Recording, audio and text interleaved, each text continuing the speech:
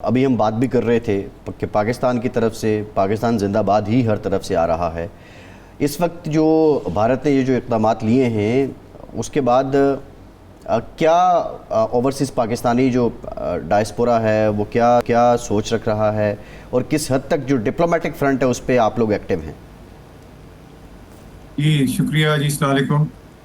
Overseas Pakistani foundation के तहत जो भी हमने कन्वेंशन किया था उससे आपने देखा ही है कि कितने दुनिया भर से ओवरसीज पाकिस्तानीज आए और उनकी बहुत ज़्यादा मोटिवेशन और पाकिस्तान पे एतमाद मज़ीद बढ़ा है।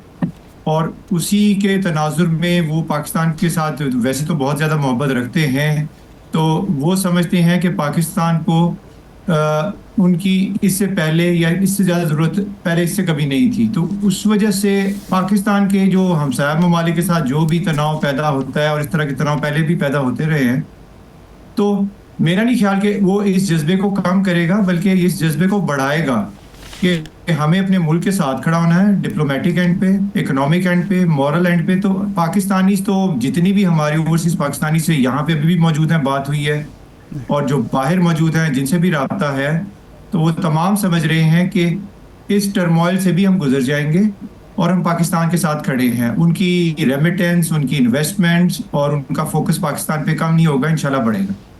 अच्छा, आप ये समझते हैं कि ये ओवरसीज़ कन्वेंशन के फ़ौरन बाद इस तरह का वाक़या होना और इस तरह का रिएक्शन आना, भारत ये समझ रहा है कि पाकिस्तान चूँकि एक बार फिर जो है टेक ऑफ कर रहा है और उसकी वजह से ओवरसीज़ एक्टिव हैं, सरमायाकारी भी आ सकती है, तो ये उसको नाकाम करने या सबोटाज करने की कोशिश भी आप समझ रहे हैं कि ओवरसीज़ के नुक्ते नज़र से ये एक उसको सबोटाज करने की कोशिश है?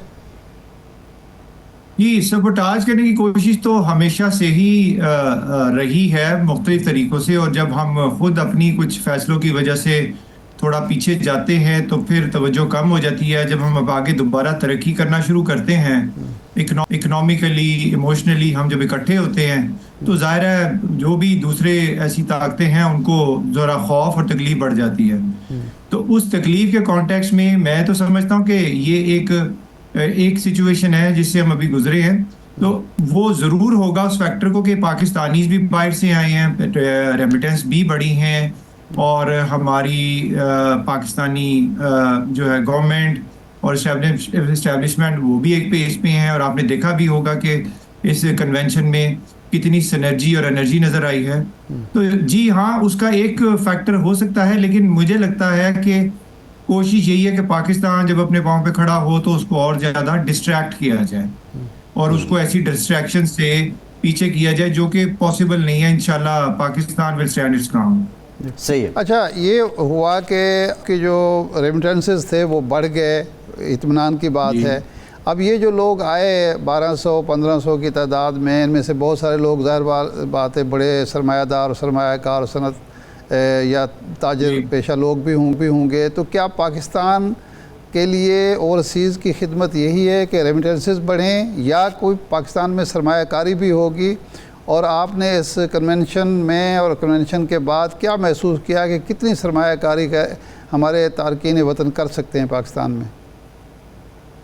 देखिए जी, हमारी बहुत ज़्यादा मीटिंग्स हुई हैं अपने ओवरसीज़ पाकिस्तानीज भाइयों से भी, चूँकि मैं being member board of governors उसके ऑर्गेनाइजर्स में भी था, और फ्रंट लाइन पे बहुत सारी डेलीगेशंस को हम मिले हैं। इसमें 2-3 बातें मैं बड़ी इंपॉर्टेंट करना चाहूँगा कि एक तो है ना कि पाकिस्तान में सरमायाकारी बढ़ने के चांसेस हैं या नहीं है। मैं इसमें ये समझता हूँ कि हम जो ओवरसीज पाकिस्तानीज हैं ना, स्पेशली जो कि यूके, यूरोप, यूएसए, कनाडा में रहे हैं या रह रहे हैं, इनकी लाइफ में एक ऐसा इमोशनल फेज भी आता है कि जब वो अपने मुल्क के लिए कुछ करना चाहते हैं। जो लोग तो गल्फ में गए हैं ना, उन्होंने तो मेहनत मजदूरी करनी है, और उनका जब भी एक टाइम पूरा होना है तो उन्होंने वापस आना ही आना। उनके बीवी बच्चे भी यहाँ पे हैं, घर बार भी ये पे हैं। हम लोगों के पास दुनिया की दोनों सहूलतें होती हैं, बाहर भी हमारे पास कारोबार भी हैं, घर भी हैं, फैमिलीज भी सेटल्ड हैं, पाकिस्तान में भी ये चीज़ें हैं।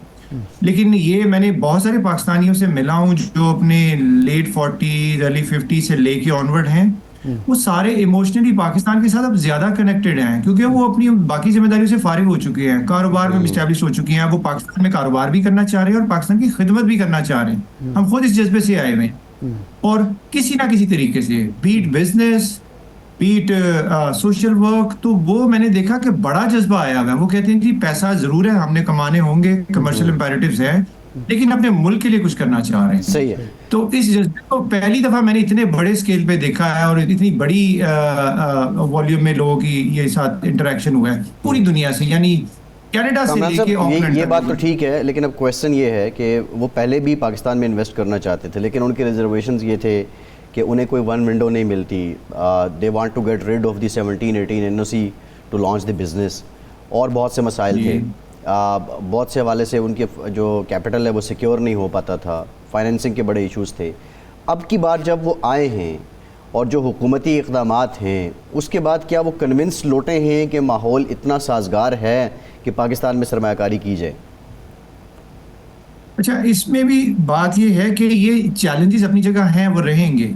वन विंडो ऑपरेशन की बहुत दफ़ा ये बात की गई है, हर मुख्तलिफ गवर्नमेंट्स में, मुख्तलिफ अदवार में, और उसकी कोशिश भी की गई है, बड़ी विगर के साथ की गई है। ऐसा नहीं है कि उसमें काम नहीं हुआ, गवर्नमेंट्स ने नहीं किया। मैं किसी एक गवर्नमेंट का नाम नहीं यहाँ पे ले रहा, लेकिन ये चीज़ें इवॉल्व होती हैं with the period of time. We live and we learn. तो जब हम ये चीज़ें सीखते हैं ना, तो फिर हम बेहतर करते हैं। मैं जो एक चीज़ ये समझ रहा हूँ ना कि इस दफ़ा जैसे SIFC का जो उसकी डेवलपमेंट हुई है, उससे पहले BOI ये काम करता रहा है, बोर्ड ऑफ इन्वेस्टमेंट्स करते रहे हैं, कोशिश उन्होंने ये ज़रूर की है, लेकिन ये चीज़ें बेहतर हुई हैं। ये बिल्कुल वैसे कहें ना कि बड़ी बड़ी रोजी पिक्चर है कि बड़ी परफेक्ट वर्ल्ड होगी, ऐसा नहीं होगा जी, लेकिन चीज़ें बेहतर हैं और इन्वेस्टमेंट आएगी। और एक बात मैं और करता चलूं कि हमेशा इमर्जिंग मार्केट्स में रिटर्न ऑफ इन्वेस्टमेंट ज़्यादा होते हैं, चैलेंजेस भी ज़्यादा होते हैं, रिस्क भी ज़्यादा होते हैं। हम उन मार्केट से आए हैं, वहाँ तो सेचुरेशन इतनी है, तो ये भी फैक्टर जेन में रखना चाहिए। सही है। लास्ट ये बता दें, जो मौजूदा हालात हैं अभी पिछले 48 घंटे में जिस तरह डेवलपमेंट्स हो रही हैं इंडिया और पाकिस्तान के बीच, स्पेसिफिकली वेस्ट में, अमेरिका में, यहाँ पे आपको पता है लॉबिंग और डिप्लोमेसी के एक डिफरेंट अंदाज़ है। तो OPF के फोरम से क्या आप लोगों ने अपने लोगों को एक्टिव कर दिया है, पाकिस्तानियों को जो इन्फ्लुएंस करते हैं वहाँ उनको एक्टिव कर दिया है कि वो पाकिस्तान का मौक़िफ़ जो है वो वहाँ के सफारत खानों और हुकूमतों तक पहुँचाएँ? जी बिल्कुल, क्योंकि हमारे इस इवेंट में भी और उससे पहले भी हमारी जो कनेक्टिविटी है तमाम कम्युनिटी लीडर से ग्लोबली है। वो जो कम्युनिटी लीडर्स हैं वो पहले ही विदाउट वी रिक्वेस्ट में एक्टिव हो जाते हैं, लेकिन हमने उन लोगों को अपने तौर पे उनसे बातचीत शुरू की है, उनको कम्युनिकेशन की है कि, और स्पेशली ये जब आज की जो मीटिंग हुई है और उसकी जो अनाउंसमेंट हुई है नेशनल सिक्योरिटी काउंसिल की, और उन्होंने बड़ा क्लियर एंड लाउड मैसेज दिया कि टिट फॉर टैट, कि जो चीज़ उधर से आएगी तो उसको इक्वली हम उस पर रिएक्ट करेंगे, यानी हम इस पर आराम से बैठने वाले नहीं हैं। लेकिन अल्हम्दुलिल्लाह अल्लाह का शुक्र है कि दोनों ऐसी, पाकिस्तान भी एक ऐसी पावर है कि कोई इतनी जल्दी उसको आसानी से बुरी निगाह से नहीं देख सकता। तो ये थोड़ी सी हुआ ज़रूर होगी। हमारी इम्पोर्टेंट ये है कि इसको लॉबी के तहत और बातचीत के तहत मसले को हल किया जाए। तो हमारे जो UK, USA और बाकी जगहों पे जो लोग बैठे हुए हैं, उन्होंने अपने तौर पे वहाँ की पार्लियामेंट में वहाँ के लोगों से राब्ते शुरू कर दिए हैं कि इसको सेटल डाउन होना चाहिए और डिप्लोमेटिक तरीके से होना चाहिए। लेकिन जो उन्होंने रिएक्शन किया, उसका रिएक्शन तो फिर पाकिस्तान गवर्नमेंट ने ऐसे ही देना था और मैसेज भी इस तरह ही देना था, लेकिन उसके बाद टेबल टॉक जो वही सोल्यूशन है।